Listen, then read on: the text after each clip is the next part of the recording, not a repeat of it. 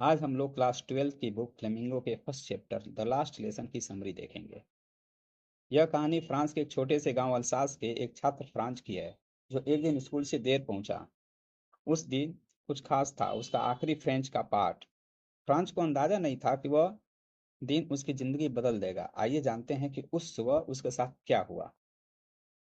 उस सुबह France school के लिए बहुत देर से निकला, क्योंकि वह डर रहा था कि मिस्टर हैमेल उसे डांटेंगे। मिस्टर हैमेल उस दिन छात्रों से पार्टिसिपल के बारे में सवाल पूछने वाले थे, और फ्रांस को पार्टिसिपल का पी भी पता नहीं था। उसने सोचा कि वह स्कूल छोड़कर बाहर घूमे और दिन का आनंद ले। उस दिन मौसम बहुत सुहावना था।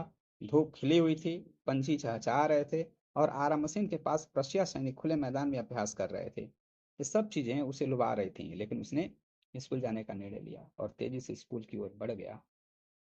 जब वो टाउन हॉल के पास पहुंचा तो उसने देखा नोटिस बोर्ड के सामने भीड़ जमा थी। वहां एक लोहार, जिसका नाम वाचर था, अपने सहयोगी के साथ खड़ा था। वाचर ने फ्रांस को धीरे चलने को कहा। उसने कहा कि वह समय से पहले स्कूल पहुंच जाएगा। आमतौर पर स्कूल में रोज सुबह बहुत शोर होता था, लेकिन उस दिन सब कुछ रविवार की सुबह जैसा शांत था। खिड़की से फ्रांस ने देखा कि उसके सहपाठी पहले ही अपनी सीट पर बैठ चुके थे, और मिस्टर हैमल अपनी छड़ी लिए इधर उधर घूम रहे थे। फ्रांस ने दरवाजा खोला और अंदर चला गया। मिस्टर हेमल ने कहा कि आओ फ्रांज, हम तुम्हारे बिना ही पाठ शुरू करने वाले थे। फ्रांज अपनी सीट पर बैठ गया। फ्रांज ने देखा कि उसके टीचर ने अपना सुंदर हरा कोट, छालादार शर्ट और छोटी काली रेशमी टोपी पहनी हुई थी। फ्रांज ने सोचा कि यह पोशाक तो वह निरीक्षण या पुरस्कार वितरण के दिन पहनते थे। फिर उसने देखा कि गांव के लोग भी चुपचाप पीछे की खाली सीटों पर बैठे थे। हर कोई दुखी लग रहा था। वे हासर भी एक पुरानी बच्चों की किताब लेकर आए थे। मिस्टर हेमल ने कहा, यह मेरा आखिरी पाठ है। इसके बाद अल्सास और लॉरेंट के स्कूलों में केवल जर्मन भाषा पढ़ाई जाएगी। नए शिक्षक कल से आ जाएंगे। यह हमारा फ्रेंच भाषा का अंतिम पाठ है, और मैं चाहता हूँ कि आप सभी इसे ध्यान से सुने। फ्रांस को पछतावा हुआ कि उसने अपना पाठ ठीक से नहीं सीखा था। मिस्टर हेमल के जाने की खबर से वह भूल ही गया कि वे कितने सख्त थे। और फ्रांस को समझ में आया कि मिस्टर हेमल ने अपनी सबसे अच्छी पोशाक क्यों पहनी थी, और गांव के बूढ़े लोग वहां क्यों बैठे थे। वे मिस्टर हेमल की 40 साल की सेवा का आभार व्यक्त करने आए थे, और उस देश के प्रति सम्मान प्रकट करने आए थे जो अब उनका नहीं था। मिस्टर हेमल ने फ्रांस को पाठ पढ़ने को कहा, लेकिन वह चुपचाप खड़ा रहा। शिक्षक ने उसे उस दिन नहीं डांटा। उन्होंने स्वीकार किया कि फ्रांस और उनके माता पिता दोनों की ही गलती थी। फिर उन्होंने फ्रेंच भाषा की सुंदरता के बारे में बताया कि यह दुनिया की सबसे सुंदर, सबसे स्पष्ट और सबसे तर्कसंगत भाषा है। उन्होंने कहा कि हमें इसे अपने बीच संरक्षित रखना चाहिए और कभी नहीं भूलना चाहिए, क्योंकि भाषा हमारे स्वतंत्रता की कुंजी है।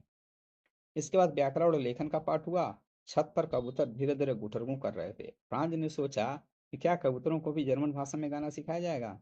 इस दौरान मिस्टर हेमल अपनी कुर्सी पर बैठे हर एक चीज को ध्यान से देख रहे थे। उनकी बहन ऊपर के कमरे में अपना सामान पैक कर रही थी, क्योंकि उन्हें अगले दिन देश छोड़कर जाना था। लेखन के बाद इतिहास का पाठ हुआ, और फिर बच्चों ने मंत्र की तरह बा बे बी बो वो उच्चारित किया। बूढ़े हासर रो रहे थे। अचानक चर्च की घंटी ने 12 बजाए और दोपहर की प्रार्थना हुई। उसी समय खिड़कियों से प्रशियन सैनिकों के लौटने की ध्वनि सुनाई दी। मिस्टर हेमल खड़े हो गए।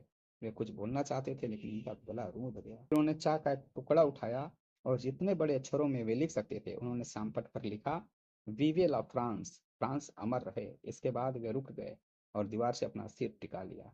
बिना कुछ बोले उन्होंने हाथ से इशारा किया कि स्कूल की छुट्टी हो गई है, आप सभी जा सकते हैं। तो दोस्तों, ये थी हमारी आज की कहानी द लास्ट लेसन, जो हमें भाषा और शिक्षा के महत्व के बारे में सिखाती है। अगर आपको ये वीडियो मददगार लगा हो तो इसे लाइक करें और हमारे चैनल द ग्रामर एज को सब्सक्राइब करें।